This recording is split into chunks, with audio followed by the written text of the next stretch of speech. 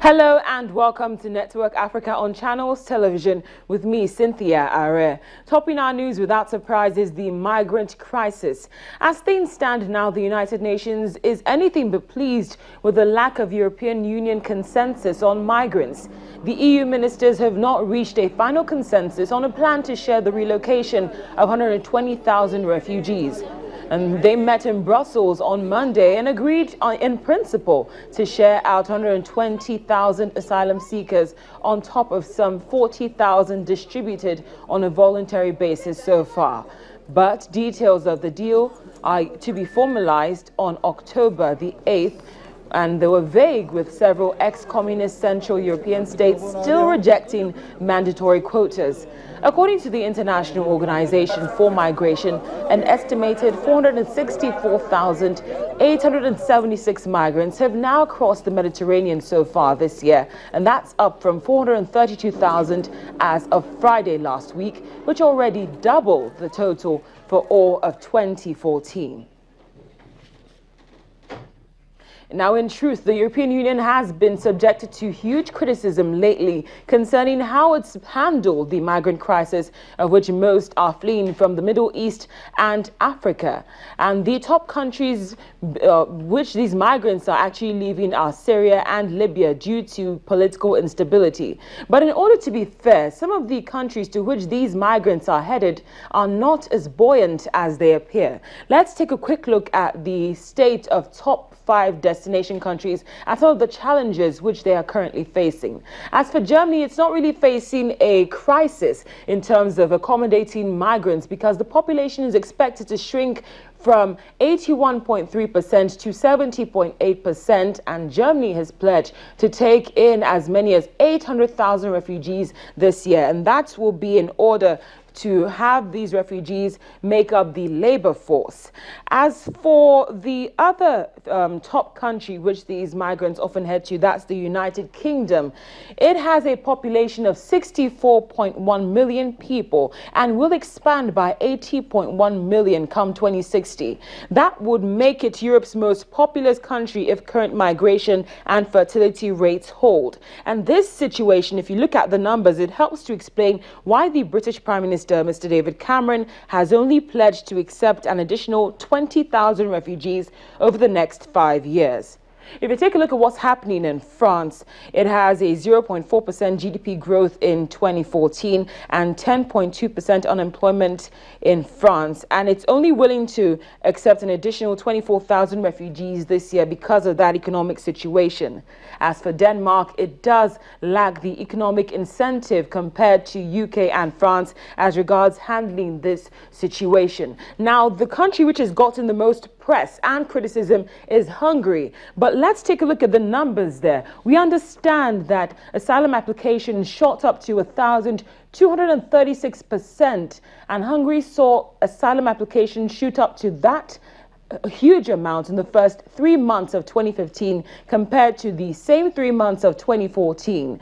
And if you're now looking at that number, you will understand why we've seen a lot of barricades go up in terms of wires and other fences being put up to keep out migrants because they're trying to contain the situation. Well, for more on this, we go live to Washington, D.C., where the president of the Migration Policy Institute, Dr. Dimitri Papadimitriou, is standing by. Dr. Dimitri, thank you so much for joining us on Network Africa. It is my pleasure to be with you again, Cynthia. And it is indeed a pleasure to have you again, Doctor. I must say, after looking at the numbers concerning the destination countries which these migrants are headed, is it really fair to criticize the way the European Union is handling this situation? Well, some of the criticism is well-deserved because the Europeans seem to always be surprised by what happens the next day, let alone the next week or the next month. But as the points that you made in your introduction, no country, however rich, however large, could handle those kinds of numbers coming at it day after day after day. Last year, to give you an example, the United States saw in a matter of 4 or 5 months about 140,000 people primarily unaccompanied minors and their mothers, coming to the United States from Central America. And the country went into a tizzy. I mean, you know, we started to really create new infrastructure to support them. We started to deport people. We put enormous pressure on the presidents of the Central American states to try to stem the flow, etc., etc.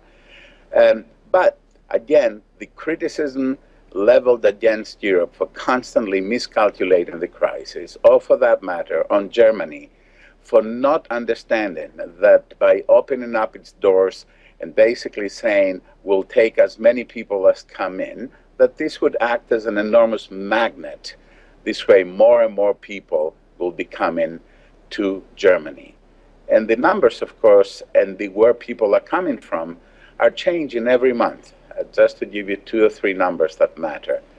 In July, Greece, which is of course the entry point for the vast majority of all the newcomers, saw and registered about 50,000 newcomers.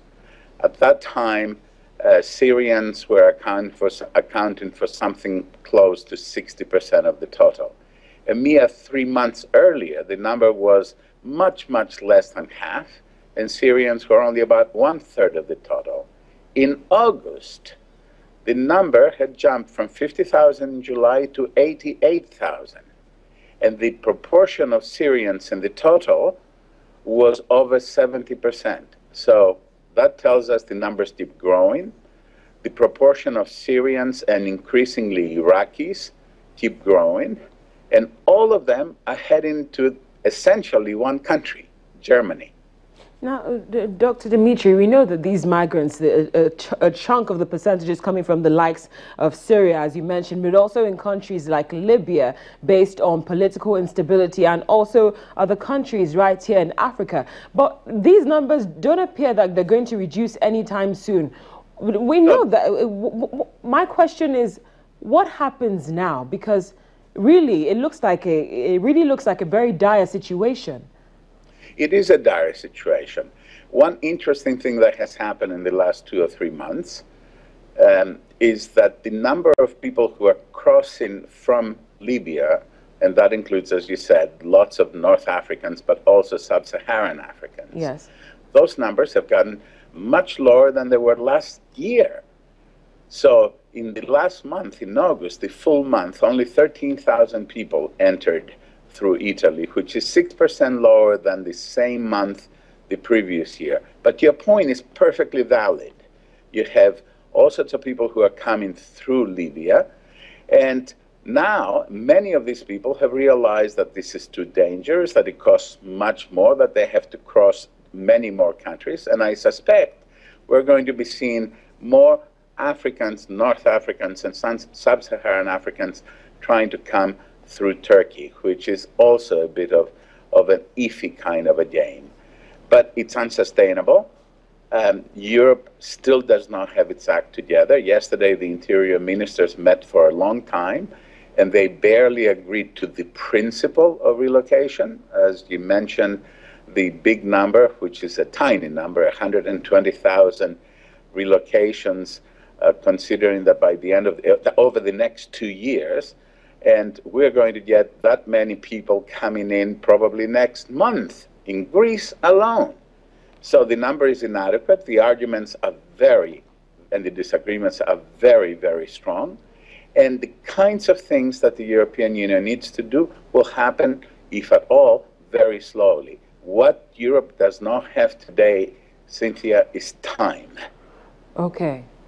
So if it has, now if they have that time, what should they be dedicating that time to? Just before I let you go, Dr. Dimitri, I just want us to get a focus. What should they be dedicating that time towards? Where exactly should they be investing right now?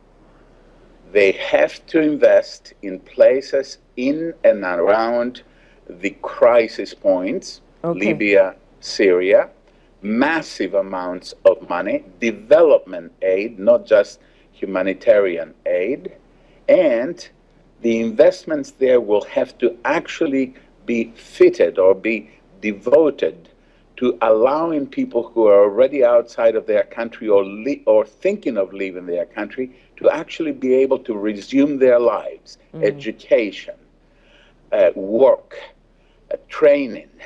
In other words, we have to somehow convey to these people that if they stay where they are, not inside terrible countries like Eritrea or Syria or Libya, but in the neighborhood, they will actually be taken care of without having to pay all the smugglers or to be in danger of drowning in the Mediterranean.